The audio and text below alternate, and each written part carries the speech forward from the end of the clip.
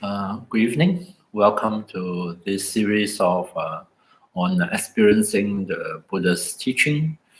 And this evening we are starting on a new module called the Good Heart.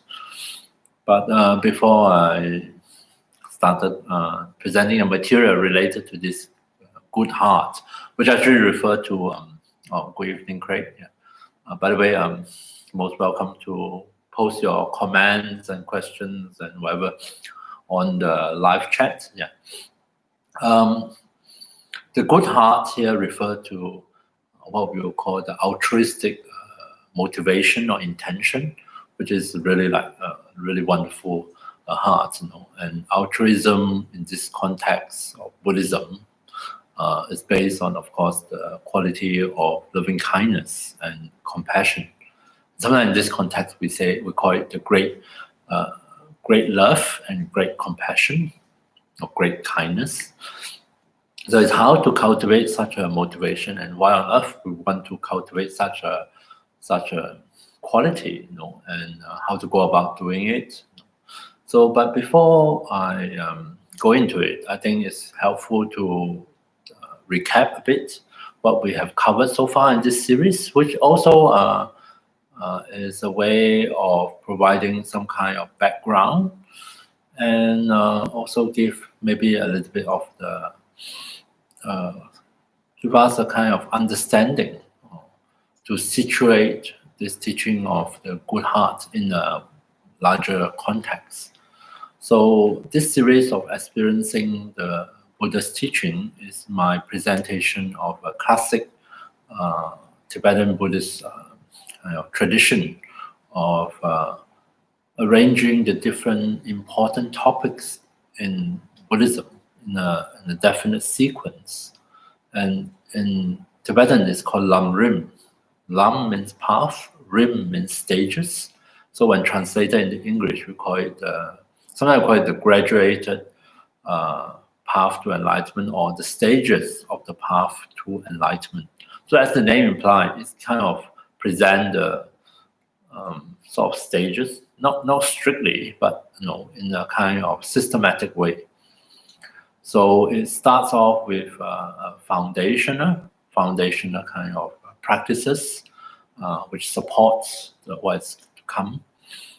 And among the foundational practices, just to review, one very important one, and that is often emphasized in Tibetan Buddhism, is the relationship with a qualified spiritual teacher. And within that relationship, of course, there are many aspects of the relationship, which is could be one of learning. The teacher is someone who can impart knowledge and information to us. There's also that relationship between two human beings, and this is a relationship which serves many functions. But I tend to think of, I'd like to highlight what I feel is one of the very important point of this topic of relying on a qualified spiritual teacher, which is one of the foundational practice of the Lam Rim, is the role of inspiration. That we actually need to be inspired by, quite often by learning about how another person, another human being have lived their life, or even better still, able to enter into a relationship with such a person. And it's through our interactions, through our observations, that we are somehow inspired. Something touches us or moves us and awakens something within us. And otherwise, we human beings are creatures of routine and habits, and when we finally found a set of routine and habits that we are very comfortable with, we are more likely than not to just settle into it. And then before we know it, an entire life has passed. We're just pottering around doing the same old thing over and over again in our comfort zone. And what can help us to step out of that comfort zone, to even want to step out of that comfort zone, to make something different for ourselves and others with this life of us. And I think one of the key ingredients is inspiration. Something move us, something touch us, something awaken within us, And then we see a new possibility for ourselves, if not for others, at least for ourselves. Oh, life could be different. There can be something actually is available for us, but we are unaware of it. And therefore, we didn't look for it. And therefore, we didn't unable to connect with it. So to be inspired is to be moved in a deep way. And through that inspiration, we can become a different person. We can live a very different life.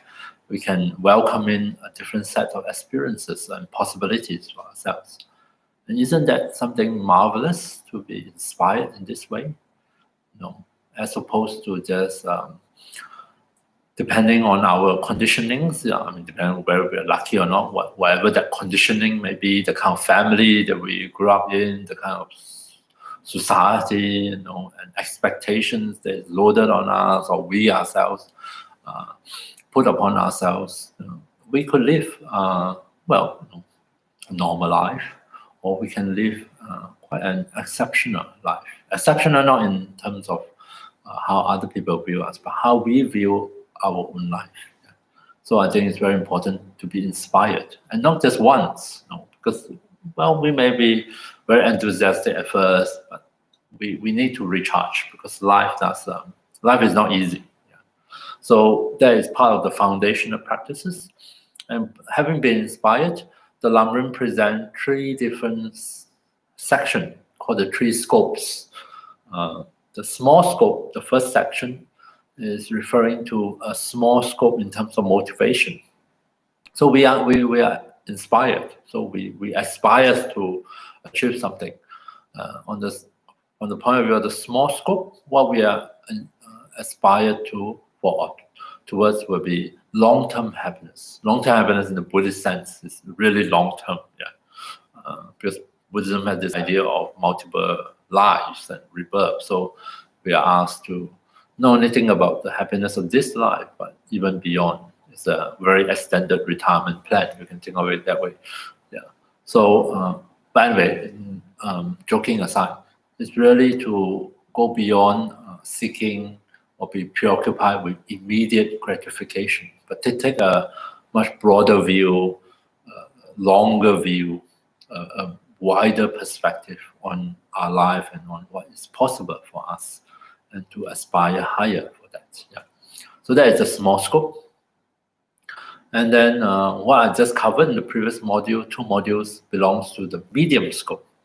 Medium scope, really the content of the medium scope is the Buddha's teaching of the 4 Noble Truths, which I regard as fundamental. And in fact, I regard that as the heart of the whole Lamrim, which is probably very different from how other people may present it, or how my teachers have presented. But this is just how I like to think about it.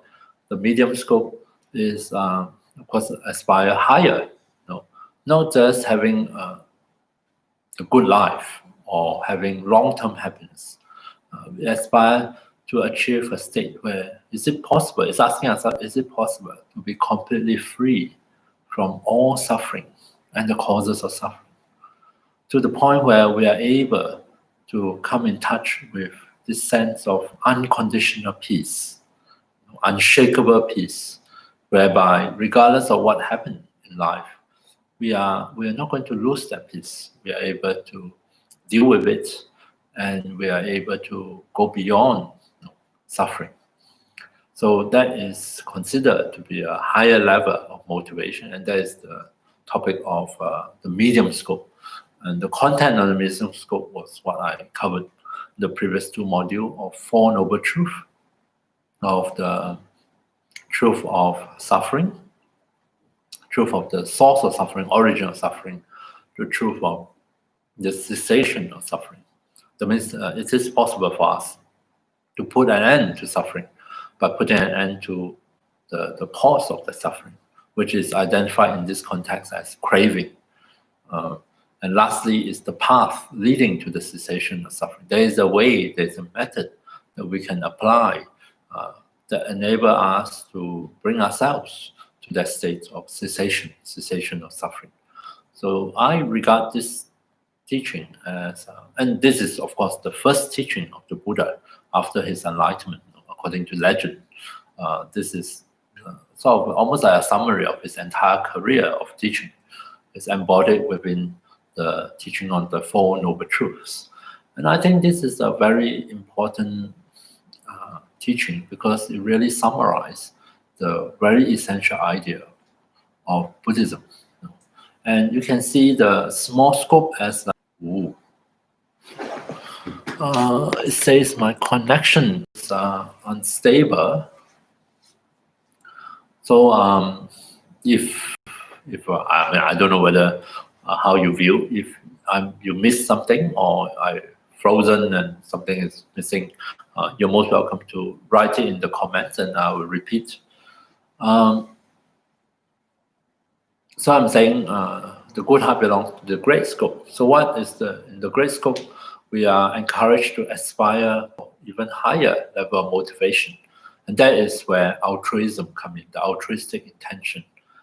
The great scope is asking us to not only consider our own predicament, our situation, but what about all these other sentient beings?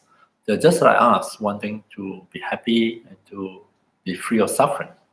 So or we ought to, from a point of view of kindness and compassion, share what we have learned and what we have accomplished with them. In particular, share the knowledge of the Four Noble Truths.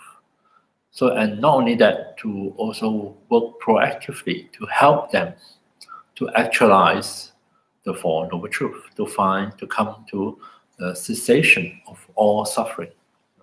And so that is like applying the Four Noble Truths not only to oneself, but now to all sentient beings. And this is the motivation of the great scope. This is the subject matter of the great scope. And okay, so that is okay. That is unfortunate, but at least on my computer it didn't say that. Just now I was saying the connection is unstable, but I hope now it's better. But anyway, let me just summarize what I said just now and start on today's topic. So what I want to express is the importance for us to understand what is presented in the medium scope, the Four Noble Truths, because this is the basis also of what is coming, of the great scope teaching, that really understand the idea of what the Buddha has done or has realized. The Buddha present the truth of suffering, draw our attention to the fact of suffering in our life. And one way to understand that is the suffering that the Buddha point out is very closely related to the fact of change, of impermanence, that our reality, our life, is one of change, constant change, one of impermanence.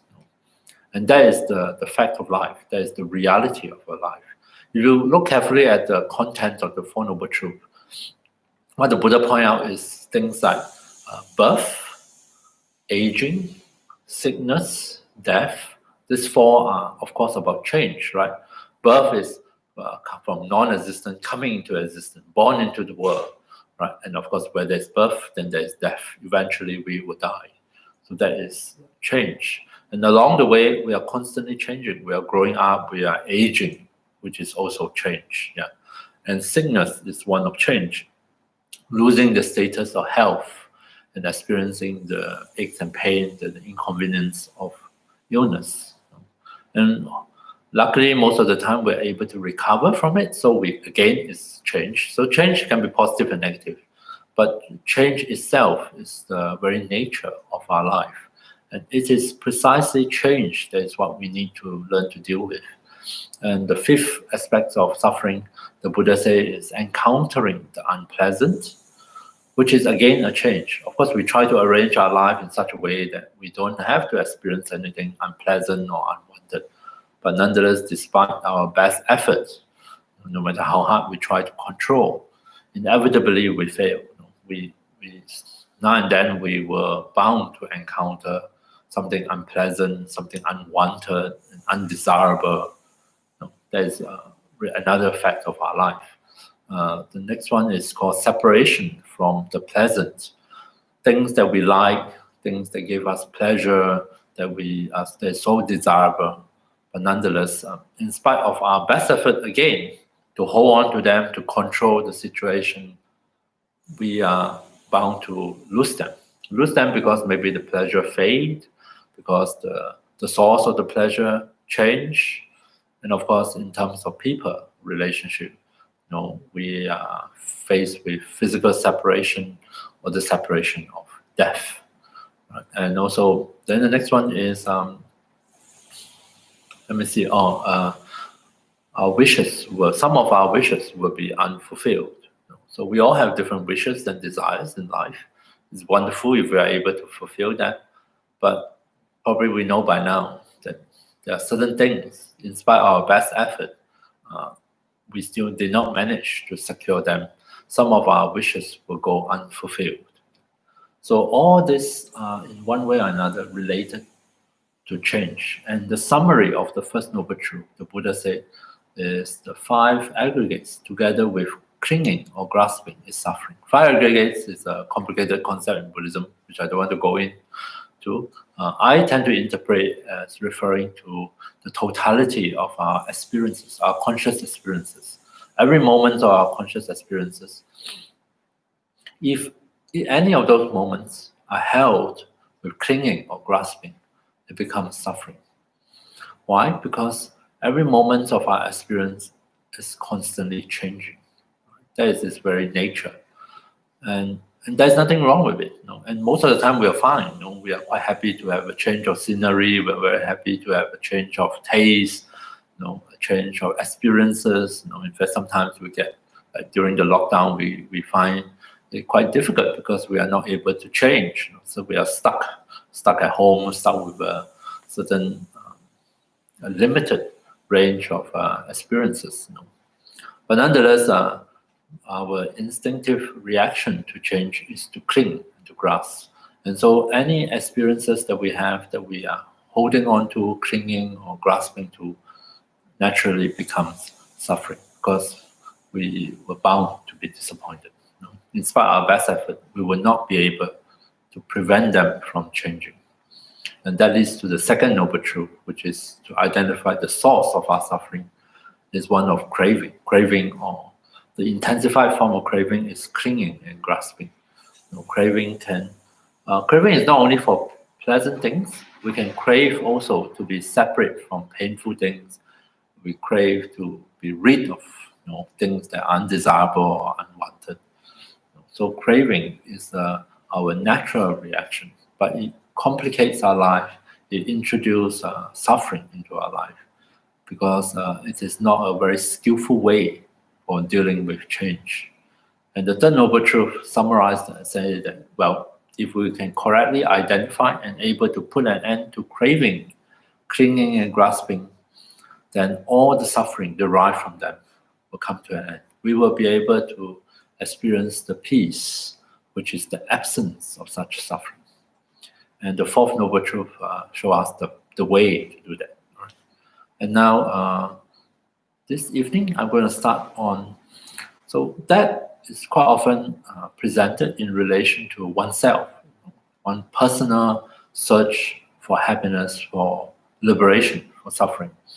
And now, when we arrive at the great scope, the teaching wants to expand our scope of concern, want to convince us that it is just as valuable and important for us to not only consider our own search of happiness and suffering, but to also care for the happiness and suffering of other sentient beings. And the way the teaching set out to convince us, to offer us this alternative, is to invite us to look into the cultivation of the altruistic intention. In Sanskrit, it's called bodhicitta. Bodhi means awakening. Chitta means heart and mind. Although not apparent in the name bodhicitta, it's actually the heart or mind that aspire towards awakening. So the word aspiration, aspire, is absent in the term itself, but that's why it is. It is the heart and mind that aspire to awaken, to be a Buddha, to become liberated from suffering. Why? Not only for our own sake, but so that we are actually able to guide others, to lead others, to do the same thing, to guide them, to help them to be free of their suffering, their causes of suffering. And this is the first major topic of the Great Scope: how to cultivate such a bodhicitta motivation, such altruistic intention, and how to even convince ourselves. Why do we want to cultivate such a motivation in the first place? Don't we have enough trouble with ourselves? Why do we even want to take on this burden of the happiness and suffering of so many other sentient beings? Yeah. So embedded in that teaching is a way of trying to get us to see things differently, different perspective. That is actually right or very reasonable for us to consider others and not only to think about ourselves. Right? So this is part of the explanation. There are two main methods for cultivating the good hearts, this altruistic intention, and over the next these 4 sessions, I hope to explore the 2 methods. One method is called sevenfold cause and effect method. Sevenfold cause and effect. So as the name implies, it's like a whole series of ideas. One is serve as the cause for the next, and then the next, and the next, and the next, until we arrive at the 7th, which is the result. So they are somehow have some kind of causal relationship from one another among the different points. So it's called sevenfold cause and effect method. The second method is called equalizing, exchanging self with others. So this is a method where we try to convince ourselves. The method will help us work through to see, first of all, that we ourselves are in some way, very fundamental way, equal to everybody else. So there's no, from the certain perspective, there's no differentiation between self and others. And on the basis of this so-called equalizing self with others, then we go one step further, exchanging self with others. Of course, we are not like, I take on your identity and you take on my identity. We exchange the kind of concerns, we exchange from, or interchange from one of a very kind of self-centered kind of perspective, self-centered kind of concern, preoccupied only with my happiness, my suffering, to one which is other-centered, one that also include others in our consideration, and see that others' welfare is just as important as my own.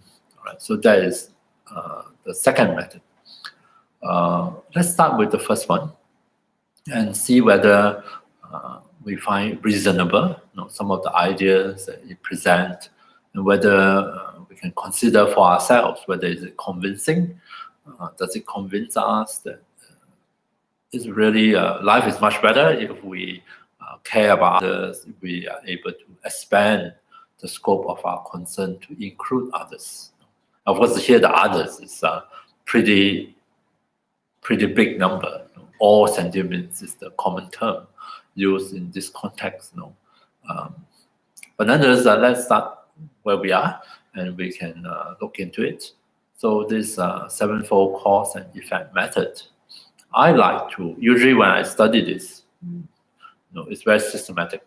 The classic presentation start from point 1 and work its way up, from point 1 to 7. There's also a preliminary step.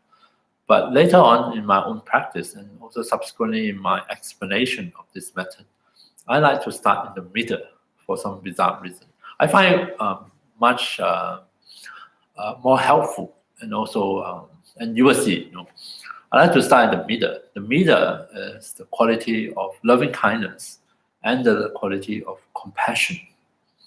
I start in the middle because I think it's very important in our spiritual practice and study to always start where we are. So often we start with certain expectations of ourselves. We may find on many occasions we lay upon ourselves this expectation. I should be like this, I should be like that, I should not be doing this, I should not be like that. The should is about, of course, what we expect of ourselves.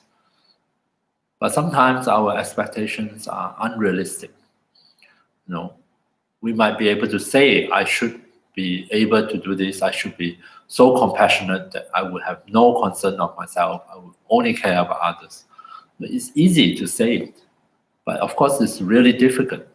In fact, it's a long journey to be able to actualize that expectation or that aspiration, you can call it. And what we aspire towards, what we expect of ourselves, might be the end product of a long journey of understanding, of discovery, of working with challenges, or what we find within ourselves or in our life. And so I find that is very unhelpful, to proceed in our practice and study loaded and burdened with so many of this kind of should and should not and expectations. And the flip side of this approach is that we get very discouraged.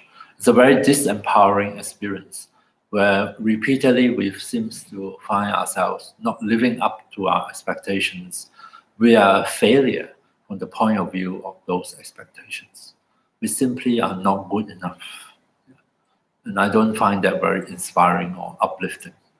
I find it much more helpful to start this study, practice, and exploration of this teaching from where we are.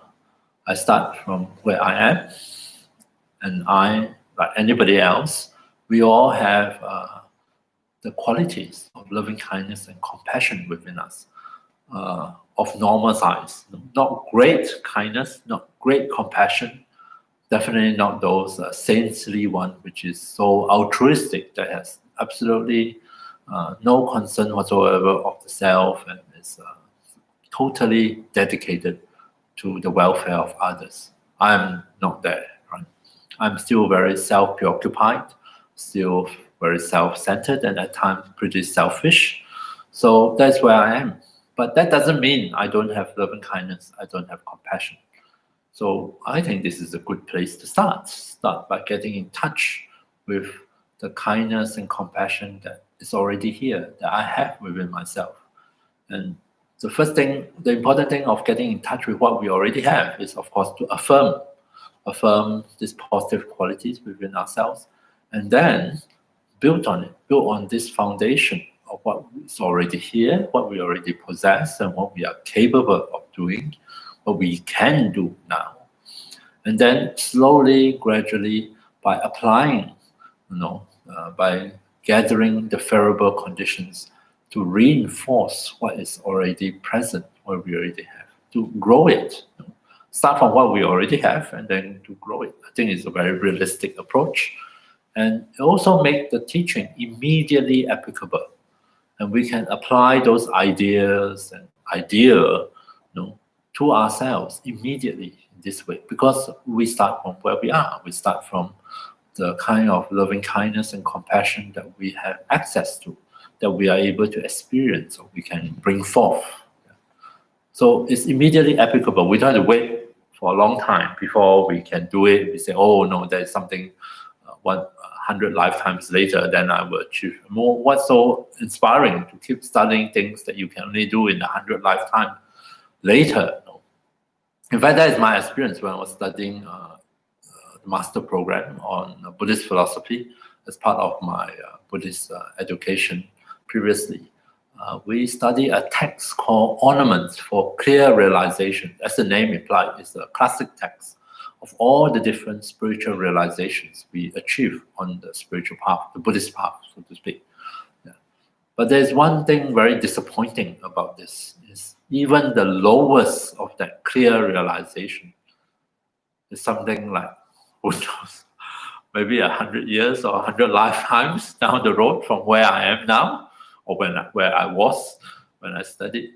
not a single one of those clear realization is achievable for the whole bunch of us studying it. So we are perpetually studying things that is not within reach, things that we don't have, things that are not immediately or soon that we can develop. And in fact, even more depressing, we spend a lot of time studying qualities of this is a very funny one, qualities and aspects of one moment before enlightenment, one moment before you become a Buddha. What happened in that moment? There's an entire chapter of all the qualities that you have, and you should be able to do this and do that. And the whole chapter is about that one moment before you become a Buddha. And of course, before that, there's a whole long journey. I have no idea what that chapter meant, even these days. It's quite a complicated chapter.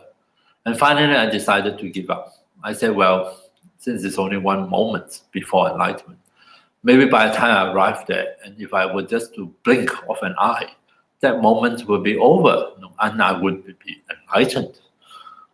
It will be all right, And then I can always look back and understand that topic, that moment, what happened during that moment when I'm enlightened. Yeah.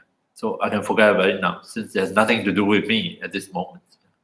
And I find the whole experience interesting, but not terribly encouraging, because none of those clear realizations are something that no one said, oh, Waichong, you can achieve it in this life. If you work a bit harder, they will come into your experience. No. In fact, the hidden message is, no matter how hard you work in this life, you will never get them. They will only come after many lifetimes. So I thought that is, I don't like that approach. I mean, I understand why it's presented that way. I prefer in this presentation, and for myself also, to start where I am. Things that are accessible to me, things that I can see, I can experience, I can test it out, and then I work from there and implement the teachings, and then I can grow, and I find it very empowering.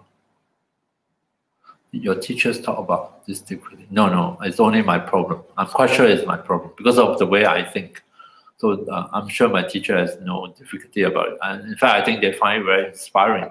They probably find it very inspiring to study all those clear realizations. I find it very, it's my own problem. I find it very disempowering because it's very discouraging for myself. Yeah, that it's not something that is within reach, so to speak.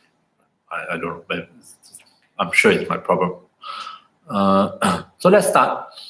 Let's look at these two qualities, loving kindness and compassion. Loving kindness is defined in Buddhism as the sincere or heartfelt wish for oneself and others, self or others, and others, to find happiness, to be happy, as well as to find the causes of happiness. So it's a very simple definition. So in the Buddhist sense, loving kindness is associated with the topic of happiness. And it's this sincere wish for oneself or others to be happy and to be equipped with the causes and conditions for happiness. And likewise, related, closely related, but not identical, spiritual progression planning, yes. But this plan is a little bit too long-term, What is in the immediate sense? This is like a few thousand lifetimes down the road. Yeah. So let's look at the immediate, here and now. So we have loving kindness, which is this sincere wish for ourselves or for others to be happy, to find happiness, and to be equipped with the causes of happiness. And likewise, we also have compassion. Compassion is more our heartfelt response to pain, to suffering, or to seeing the conditions for suffering. And we have this sincere wish that may myself or others be free of that suffering, be free of that pain, and also be free of the causes of those pain and suffering. Okay, and we all are equipped with these two. They are natural qualities of His Holiness like to use the word biological love, biological compassion, because we human beings, most of us, we wouldn't be able to survive without this basic affection that we receive from others, from the caregivers, as we grow up, since the first moment, since birth. Yeah. So we depend on receiving others' kindness, love, and compassion in order for us to grow, and we in turn will be able to express that towards others, first towards those closest to us, and then later we expand the scope of our love and compassion. Okay, and so I like to start here, start with this what we already have, and we can access it, we can learn through meditation, and this course we'll look at the meditation to help us get in touch with our own kindness and compassion, and to encourage that to come forth, to grow. Now we can ask ourselves the question, remember I start in the middle of the presentation, what comes before? What are the favorable conditions and causes that encourage the growth or the arouse our kindness, our loving kindness? What are some of the favorable conditions that enable us to express loving kindness or to generate loving kindness towards ourselves and others? So one of the fundamental conditions is I describe it as relatedness, to be able to relate to others or be able to relate to ourselves. That relatedness is the fundamental condition for us to be able to feel love and compassion towards self and others, that we are able to relate to them, or we can see them as somehow related to us. The opposite of relatedness is to see them as distant, cut off, nothing to do with me. We see them as something alien, something other, the outsider, and something unknown, even threatening maybe. And we cannot see any way in which I am in any way related or connected with this person. That is the opposite of relatedness, which is the lack of relationship, lack of connection, a complete alienation, which is not uncommon. A lot of the hatred in the world, a lot of hatred in our life is based on this inability to relate to the other party. In fact, we see them as alien, as threatening, as other than me, other than my camp, other than my side. You belong to the other side, and this other is viewed as we can't understand them. They're different from us. Is this empathy? No, not yet. Empathy comes later. If you cannot relate to that person, of course you don't have empathy for that person. You in fact feel that it is impossible for me to ever understand this person. This person is literally to us on the emotional level like an alien. We don't think that they share anything with us. There's nothing common between us and them. Right? And that is the basis for us to develop hatred and to express aggression and even violence, the inability to relate to others. We see no possibility of a connection, of a relation. Right? So this is, for me, I think this is the very first cause, very fundamental cause, relatedness. Traditionally, this is presented as advising us to see all sentient beings as our mothers. Right? Of course, among all human relationships, the relationship between the mother and child is most of the time is the most closest, most valuable, most nurturing. And of course, the relationship between a mother and child is definitely one that of strong bond, of affection, of love, and of course, is closely related. Right? We really feel very closely related to our own mother if we have a good relationship with our mother. So that is how traditionally is presented. This first cause is to see all sentient beings as our mother, or in my terminology, is to be able to relate to all sentient beings as if they are our mothers. In fact, in the sutra, the Buddha's teaching, the Buddha also presented a different way of understanding this relatedness in terms of our family relations. The Buddha advised us to see every human being as a super extended family, to see those who are much older than us as our grandparents, to be able to relate to them as if they are our grandparents, to see those older than us as our parents or uncles or aunts and so forth, and to see those of our peers as the siblings or cousins, and those younger as nieces, nephews, children, and so forth.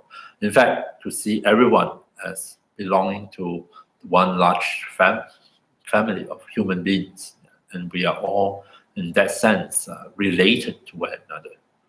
So it's an interesting idea. So there are three different. They are all related in the sense of these different ideas, different way of coming to the same idea, or what I call relatedness, that we are able to relate to this other person, that we are related to this person. I don't know about you, but we have this saying, that blood is thicker than water. So someone as part of our biological family, especially we grew up together, even though we may not have the best of relationship, to me and my siblings, let's say, but nonetheless, it's a very different relationship between me and friends. Sometimes we could be closer to our friends, of course, but it's a very different relationship, because at the back of our head, we are related to our siblings by blood, so to speak, and we are all one family, whether we like one another or not. And that is a kind of subtlety that influence how we relate to our own family. And sometimes, at least for myself, I find that even when we have great disagreement and conflict among ourselves, I still, on some very mild level, I cannot say that I have some overwhelming love for all my family members, but nonetheless, I cannot deny that sense of I feel closely related to them, even though we might have a lot of disagreements. And I cannot deny that sense of relatedness. Somehow it's in my consciousness. And that influences how I feel towards them. One moment I can be very upset with them, and yet in another moment, I find it not difficult for me to care or to have concern for them. And so that is why I feel this notion of relatedness is so crucial to us to be able to express loving kindness and compassion for others. If I can somehow feel related to this person, then it's so much easier for me to access and to feel and to even express kindness, compassion. And whereas the opposite, if for some other reason, some distortion in my perspective, my perception, I view this other person as completely have no relationship with me. It's just alien others. Oh, go away, go back to where you come from, as we say. Then it's much harder for me to access kindness and compassion. It's almost like my kindness and compassion is stuffed into a different compartment, and they're not allowed to come out when I'm dealing with this person, which is have no relationship with me. So it's not surprising that in that situation we may find ourselves react in a very different way. It's much easier for us to get angry, to pick on the person, to see them in a negative light, and to feel no sense of compassion, kindness at all. To feel that those does not apply in that situation. So that's why I think first condition is relatedness. It's very important in the cultivation of loving kindness and compassion. Okay, so before I go on, I would like to guide a meditation to explore this topic of relatedness and how it is related to us able to find or to express kindness and compassion towards others and also towards ourselves. Some people find certain aspects of themselves alien. They cannot relate to them. This could be something physical. There is, of course, psychological conditions where people feel one limb as something alien and they want to get it amputated because they can't accept it on a psychological level. But more likely on the emotional level, we feel some aspects of our emotions terrifying, like a monster, a monster that dwell within us, completely alien, and I cannot relate to them.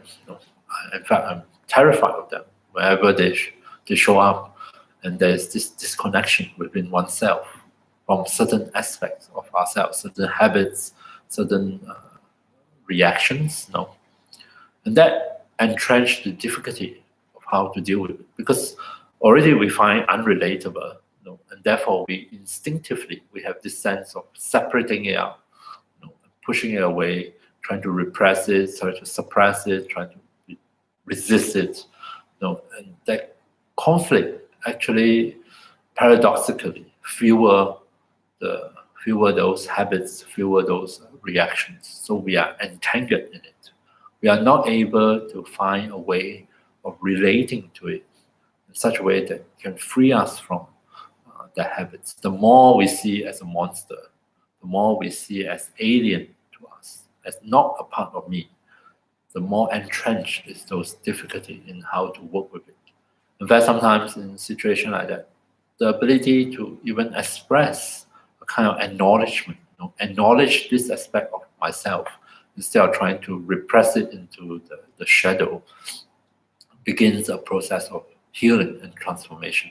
When I'm able to somehow see this as also part of me, not a part that is helpful or beneficial, definitely something I don't want to encourage, but nonetheless still very much a part of me. That ability to relate to it differently may begin a healing journey for us. So let's meditate on loving kindness. But first of all, I invite you in this loving kindness meditation we're going to do to reflect a little bit on relatedness, how we relate to that person. I offer you one simple idea, which I personally find most helpful. There are many different ways to meditate on this first cause, first condition for cultivating bodhicitta. But I find the teaching, and His Holiness the Dalai Lama has mentioned this many times, acknowledging that each one of us have this innate, instinctive wish to be happy and to not suffer. It's almost like instinct. We all have this desire. I have this, you have this, every one of us have it. And this is the commonality we share with one another. I might not understand why you make all those choices, why you eat those strange food, and why you behave in such a strange way. But if I think about it, I can understand you on this one point. You're just like me. We're all trying our best to be happy, to find happiness. We're all trying our best to not suffer, to avoid suffering. We may define happiness differently. I'm quite sure based on your eating choice, you are very different from me. We define suffering different. Why would you want to do that? That is absolute agony. My friend just walked 20 kilometers from where we are into the city and back. And I said, why would you do that if you can take public transport or you can drive? Yeah. So what is viewed as happiness for somebody may be viewed as suffering for another. That's fine. We are all these differences. But deep down within us, we cannot deny that each one of us, most of the things we're doing is just to secure happiness and to avoid suffering. And on this level, we can understand one another. I might not agree with your choices, with your methods. I might strongly disagree. I might even oppose you on some of those things. But I cannot deny that you're just like me, trying your best to be happy and to not suffer. And I invite you to think about this one simple reason and see whether you can, through this reason, relate to the different people in your life. And then on that basis, we offer loving kindness by repeating a few simple phrases, extending to that person, and see whether that has any impact on our practice, on our feeling, and on our perception of that person, or the relationship between self and others. Okay, so let's do a meditation. Let's start by settling our body into a suitable meditation posture. If sitting, feel free to sit on a chair or you can sit on the floor, on a cushion if you are used to that. Sitting, we try to allow the back, the spine to be upright in a natural way. There's no need to tense up the back muscles to somehow straighten the back artificially. Just allow the spine to find a comfortable upright position. You're also most welcome to lie down, lie on your back in the supine position if you find that helpful. And in that case, try to make sure that the spine is straight, not crooked, as much as possible. Rest our hands and arms on some kind of physical support. Sitting, we can rest our hands on the knees or rest them in the lap. Lying down, we can rest our arms slightly away from the body on the floor or on whatever support you are lying on. Feel free to close your eyes completely if you find that helpful, or you can also leave your eyes open or half open. So we allow our body a few moments to adjust itself, to get used to this posture. See if we can convince our body that this posture is very stable, supportive, and therefore the body is very safe in this meditation posture. When that fact sinks down to the body or reaches our brain, so to speak, it might help the body to begin a natural process of loosening up. The body decides that it does not need to work so hard, it doesn't have to be so tight and tense, and therefore it can start to let go, release some of those unnecessary contractions and tightenings, and let in a feeling of softness, of ease and relaxation into the body.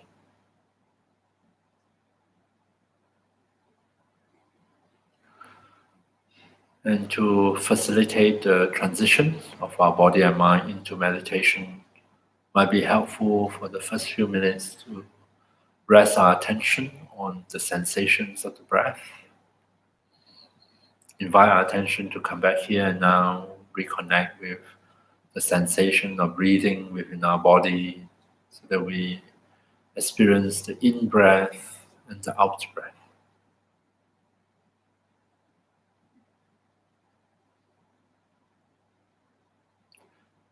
And as we tune into our breath sensations, give special attention to the natural out-breath. Without exerting any effort to breathe out stronger or anything like that. See if we can notice the out-breath. As we breathe out, see if we can tune into that natural sense of release that comes along with it.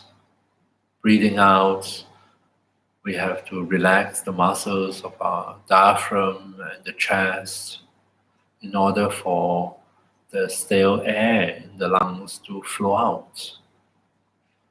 So the out breath is a wonderful opportunity to release, to let go of anything unhelpful, unnecessary.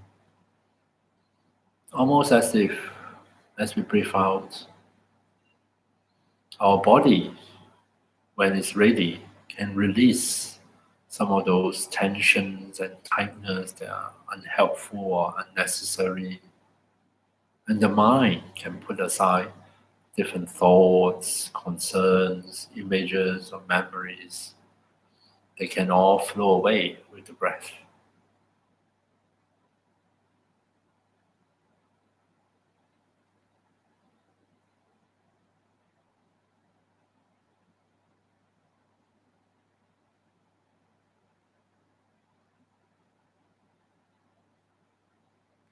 Breathing out, a good place to begin is actually with the face, as we so often unconsciously tense up the facial muscles. So now is a good time to see if we can release the tensions in the face. We can relax those muscles of the forehead, those of the jaw, muscles around the eyes, and see if we can allow our face to feel that much more relaxed, more at ease, more comfortable.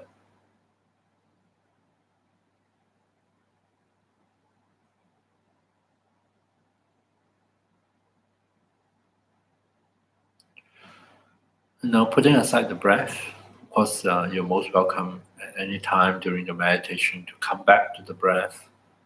If you find your mind is very distracted or agitated, let's turn our attention now to the cultivation of loving kindness on the basis of this condition of relatedness, on the basis of seeing how we related to this other person.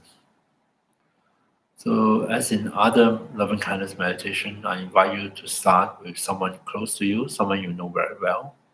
Feel free to choose whichever person in your life, a family member, a friend, a loved ones. Just choose one person, bring that person to mind. See if you can picture the person in your mind's eye. Sometimes it might be helpful to just recollect your most recent encounter with this person. And as you bring the picture of the person to mind, I invite you to start the meditation by reflecting on how you feel about this person. Can you relate to this person on more than one level? The person might be related to you by blood, by other relationships, and to consider this fundamental fact that this person is just like me. He or she wants to be happy, try their best to secure their happiness along with the causes and conditions for happiness. And he or she is just like me, not wanting to suffer and wishing to avoid suffering as well as the causes of suffering. We can acknowledge differences. We may define happiness differently or suffering differently. We may go about achieving them in the different ways. But see if we can acknowledge the commonality that both of us are equal, just the same, wanting to be happy and to not suffer.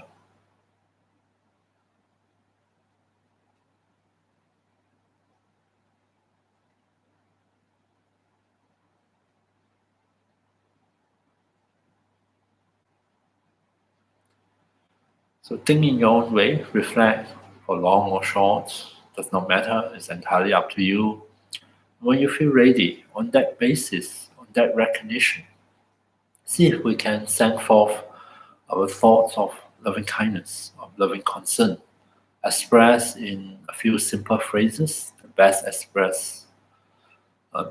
hold the meaning of love for us. You can start with my stock phrases, change them as you go along. Wishing this other person, may you live in safety, may you be happy, may you be healthy, may you live with ease. So on the basis of reflecting on relatedness, especially on the commonality of our innate wish to be happy and not suffer, see if we can access loving kindness within our own hearts and express that in words. May you live in safety. May you be happy. May you be healthy. May you live with peace.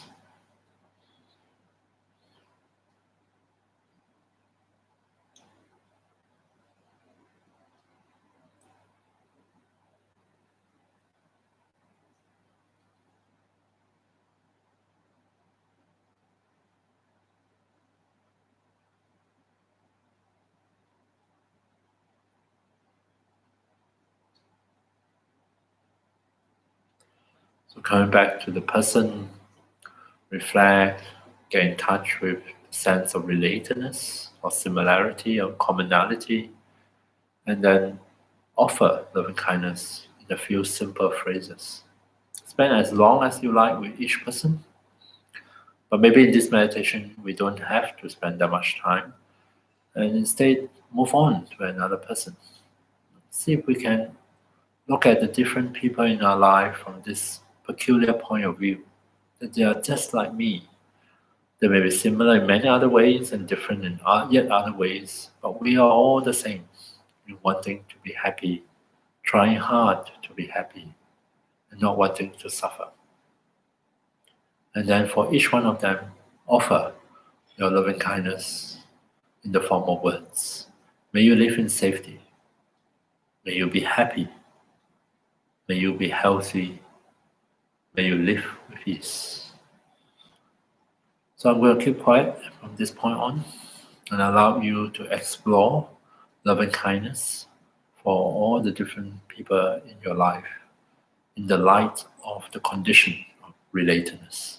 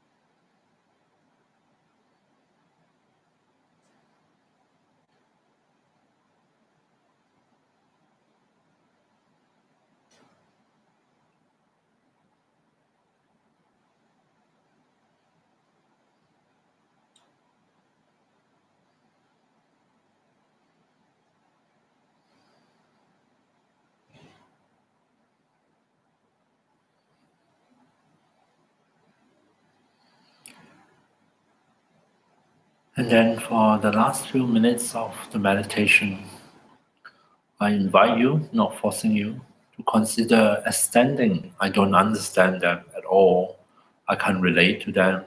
I don't know where they come from.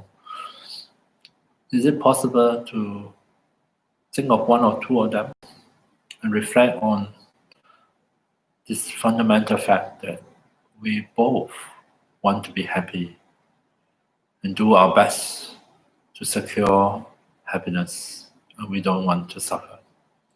And in the light of that reflection, is it possible for us to then extend even just a little bit of loving kindness to these more difficult people in our life?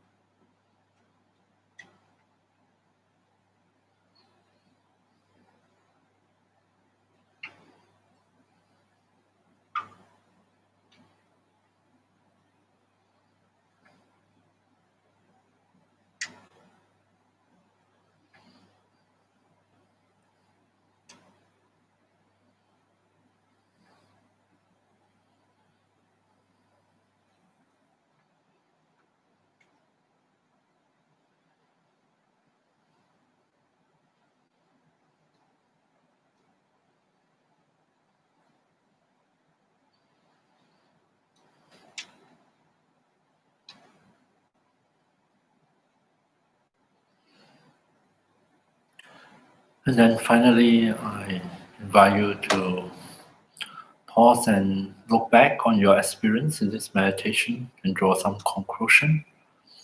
Whether it is true that if we are able to find that commonality between ourselves and others, for example, this point of seeing both of us are equal or just the same in wanting to be happy and to not suffer, whether that ability to see how we can relate to that person, transform how we feel about that person, make it a little bit easier to access loving kindness or compassion, a little bit easier for us to feel differently about them.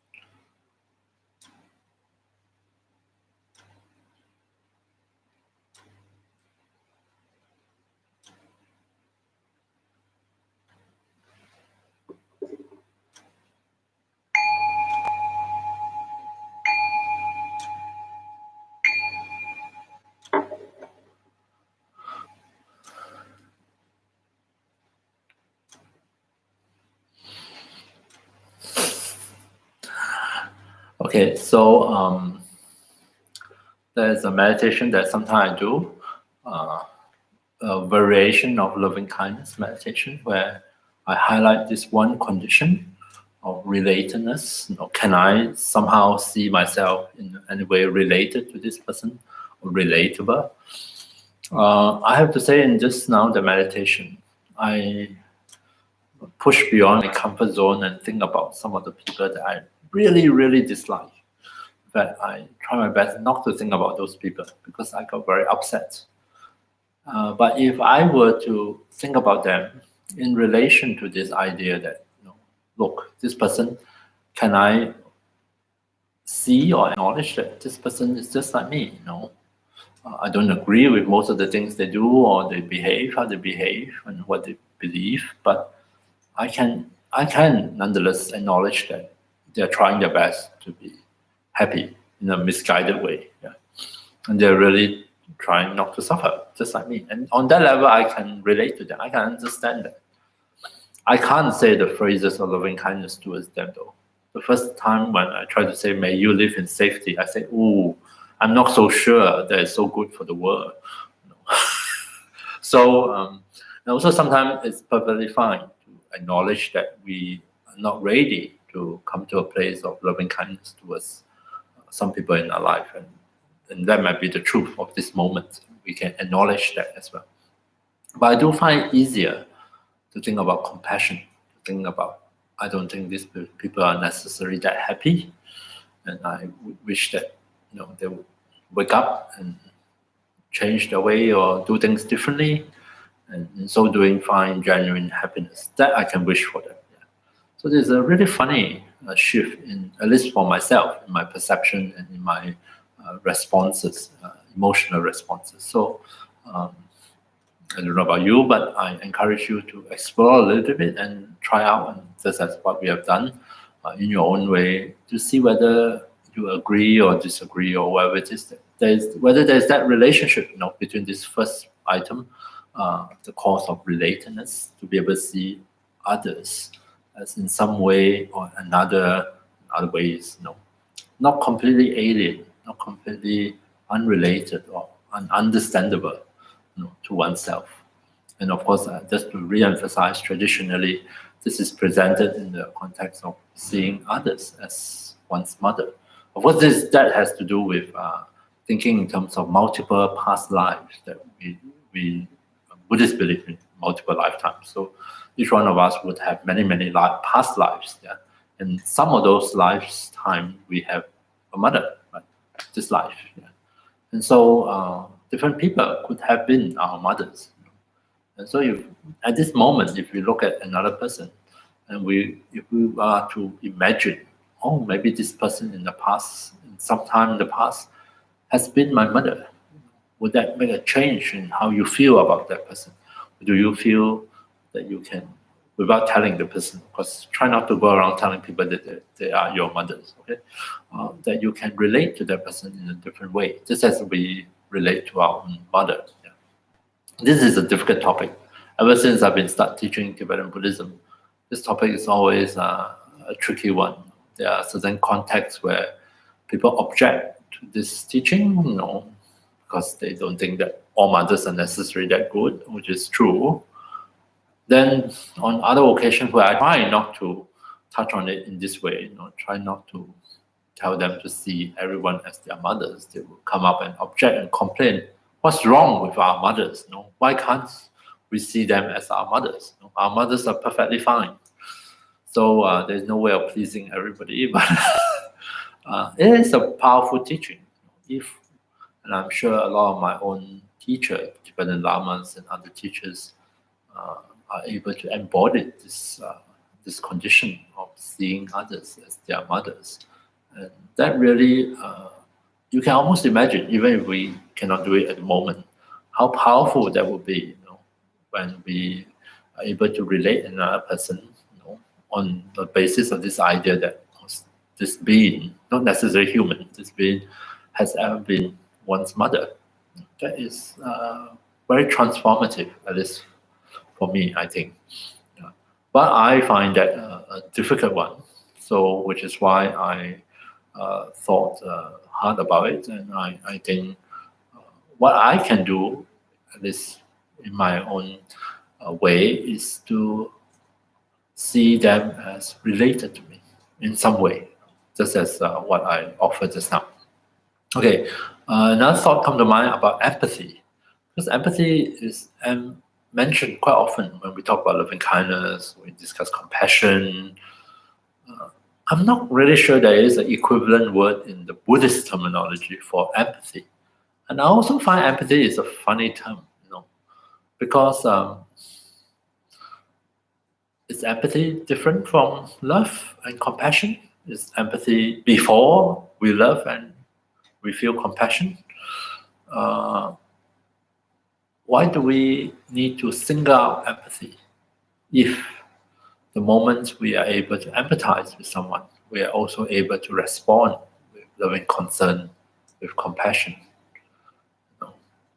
Is there an occasion where we empathize with them, but we don't want to love them and don't want to have compassion for them? We just want to keep it at the level of we can empathize, we can understand how you feel, we can somehow share or put ourselves in your place and feel how you feel. And then what? Do we just leave it there? Or wouldn't that naturally lead on to some kindness, some love, some compassion? I'm just asking this question because sometimes I think this word empathy occurred in a context where we somehow try to, how do I say, keep professional distance from others. It's like keep them at arm's length. I can empathize with you, I can understand you, I can communicate well on the emotional level for you, but don't come too close. Not so close that I have to respond with love, with compassion, because that might be a bit too emotionally involved. I might suffer from compassion fatigue if I were to keep feeling love and compassion for you. So I'm going to stop it at the level of empathy. I'm not saying that's what you meant, but I'm just it's triggered this thought in my mind when Craig asked this question: is this empathy? I thought it's funny because my teachers, the Tibetan Lamas, they never talk much about empathy. I'm not sure there's an equivalent word. Doesn't mean that they don't have empathy. And also which is why I have this suspicion, this thought that sometimes we put a lot of emphasis on the word empathy is to have this kind of a separation. There is a phase, a step of empathy, and there is yet another step of love and compassion, and we are separating them. So much so that there are many occasions we can just have empathy, but we don't need to talk about love and compassion. What about, just as hypothetically, we think that we mingle the two together? We don't need to separate them. We don't need to use separate terms for empathy and love and compassion. We sort of mix them up together, call it kindness, so to speak. That the moment we empathize with another is also a show, an expression of kindness, of loving kindness. Would that make a difference? At least for me, in my mind, I think it makes a difference. I don't have to feel a kind of distancing. I can feel, I can empathize, as in I can listen, I can try to imagine, try to put myself in your shoes, try to understand where this person is coming from, what you might have experienced, although I can, of course, never 100% replicate it and know it as well as you. But can I also say that that act of empathizing is in itself an expression of loving kindness? So I leave it for you to think about it. Yeah. Okay, so just to come back to the method that I'm trying to present, the sevenfold cause and effect method. I start off talking about the first cause is what I call relatedness, the ability to relate to others or to see others as related to me, to see them as not on the opposite camp, but as also belong to the same camp as me, someone that I can relate to.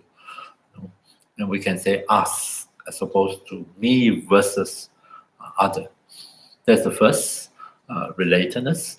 And then the second and the third cause.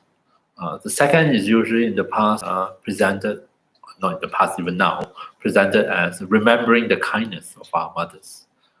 If we can see others as our mothers, the next step, of course, is to remember our interaction with our mother, the past interaction, and primarily the positive interaction, what we have received, the kindness we have received from our mothers.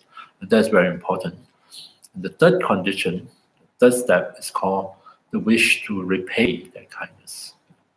So remembering what we have received, the wonderful things that we have received from our mothers, and naturally there's this natural wish to repay that kindness. And I call this reciprocal interaction, positive reciprocal interaction.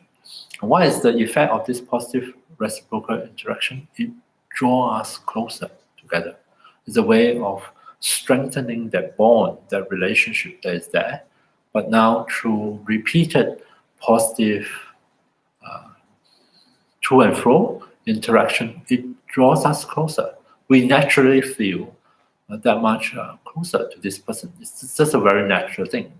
So not only am I related to this person, but if I can recollect and I become aware, there are many occasions, like with my mother, the many little things, little and big things, which is an expression of her love and concern for me. And if I were to recollect it, this is what we call recollecting kindness. I'm also naturally moved to want to repay her, to do something good in turn, which I have done, not as much as what I received from her. And this back and forth naturally draw these two people closer and closer together, and especially in a mother and child relationship. The entire lifetime of shared time, there are many, many occasions of such wonderful interactions, which in a way bond us together.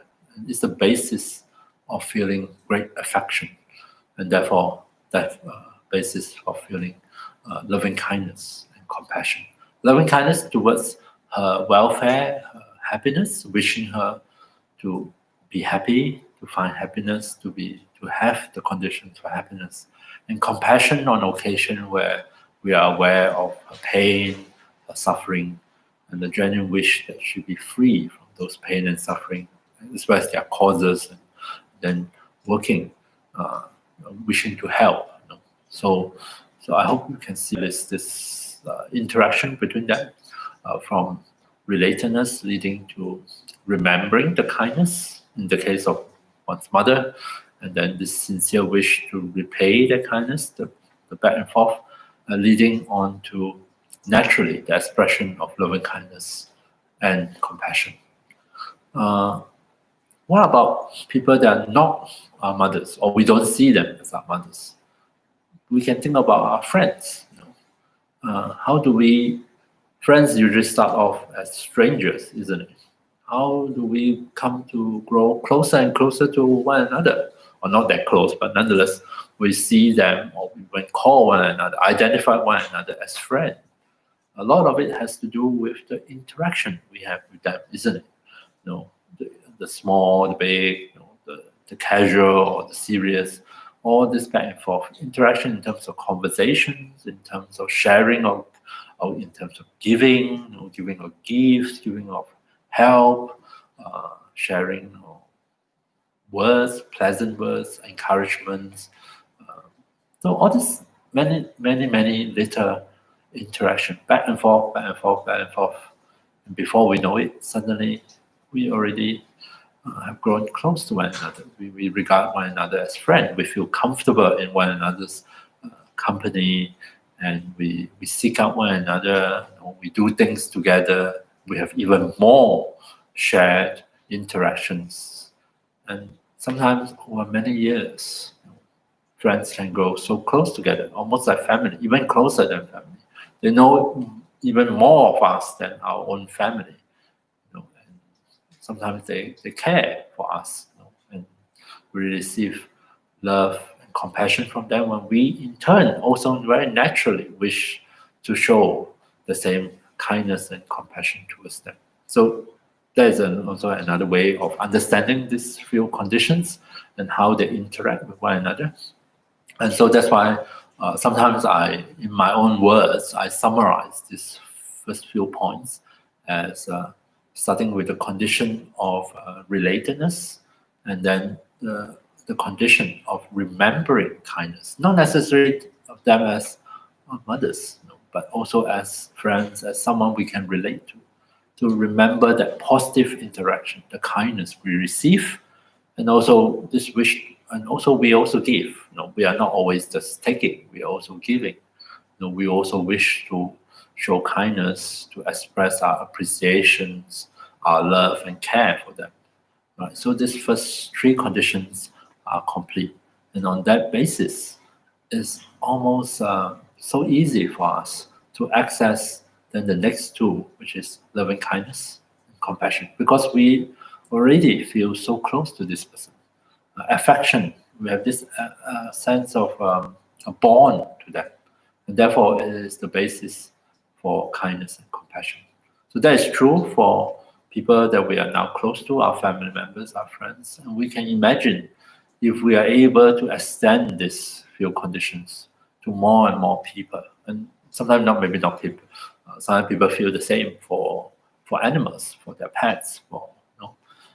They can relate to other sentiments. They're just like me. They suffer. They want to be happy, and on that relatedness, we can enter into interaction. We express kindness and compassion to them.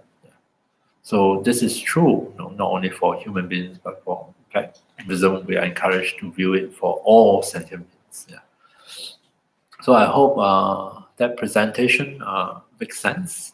So please, when you have time, give it some thoughts, think about it, see whether it is true in your own experience. And if it is true, see whether on occasions where possible, see whether we can highlight some of them, strengthen some of these conditions, and naturally it will strengthen our loving kindness and compassion for them. All right, so that's all the material I have for today. And thank you very much for your attention, and wish you to have a good week ahead, and hope to see you here next week. Thank you. Good night.